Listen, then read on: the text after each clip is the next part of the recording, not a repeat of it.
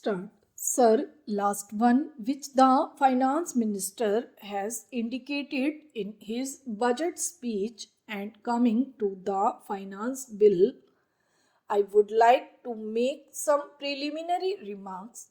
The previous speaker, the honorable member, compared India's performance with the performance of some other countries. We are accustomed to it.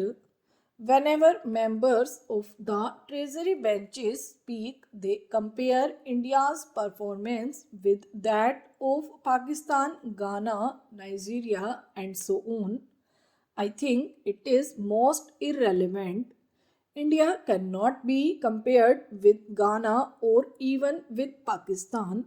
India's industrial base, its resources are not comparable to any of these countries.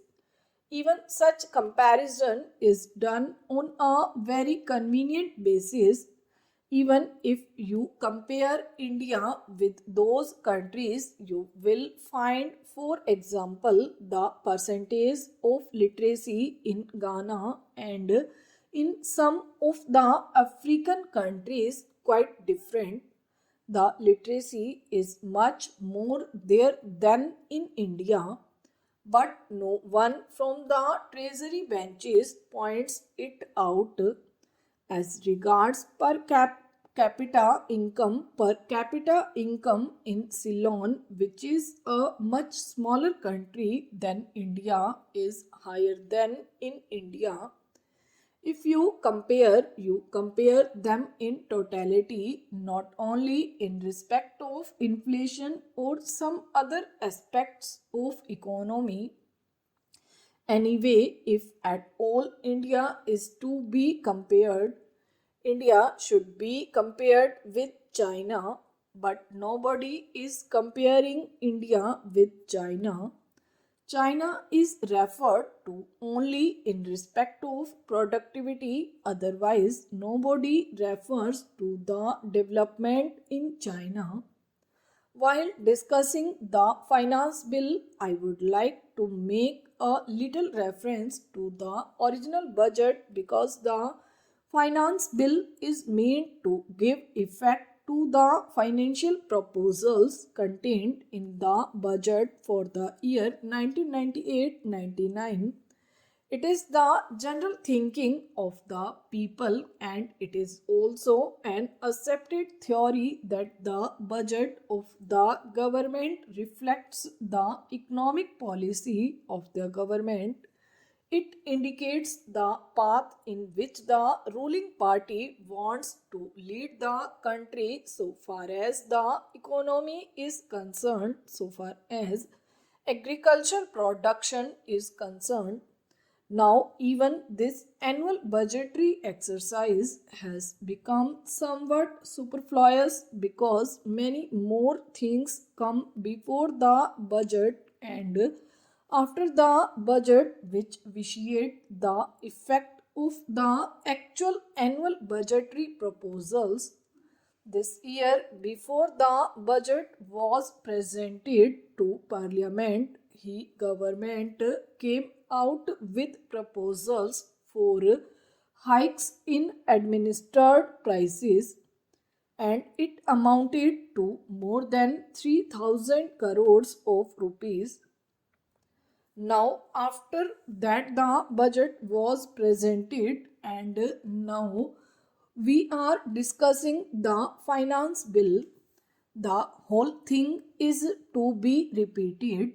It is quite possible that after the parliament session is over, the government will again come out with proposals for hikes in administered prices for 1,000 or 2,000 crores.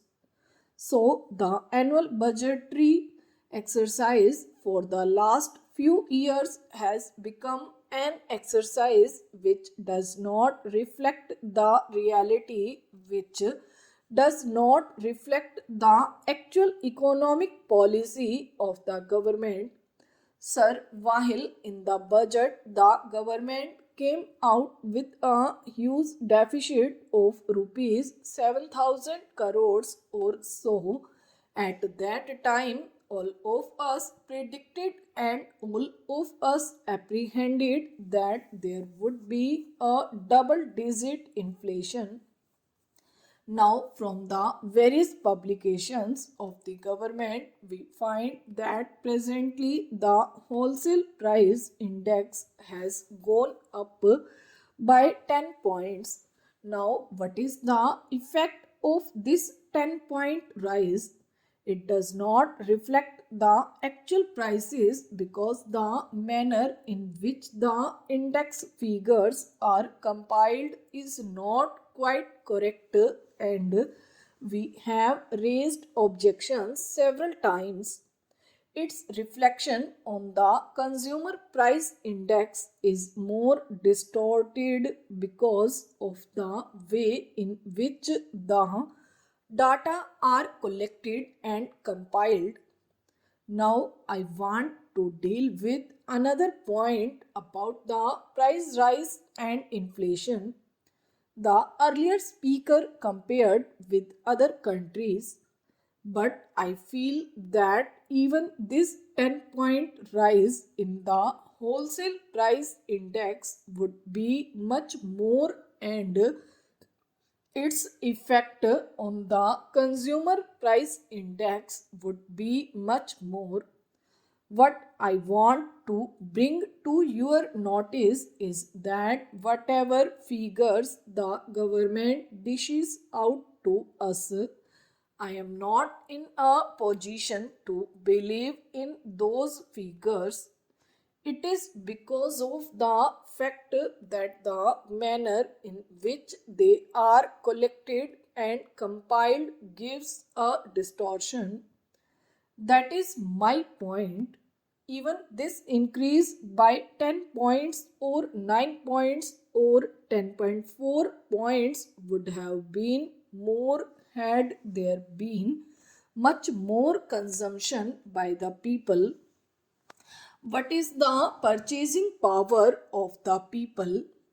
All the people have not got the purchasing power. Under consumption of the rural masses, under consumption even of the city poor have helped the government in maintaining the so-called 10-point rise. Had there been more consumption by the masses, the inflation rate would have been much more. That is my point. So, the government is benefited by this underconsumption and lack of purchasing power of the poor masses both in the rural areas and in the city areas. This is one of the redeeming features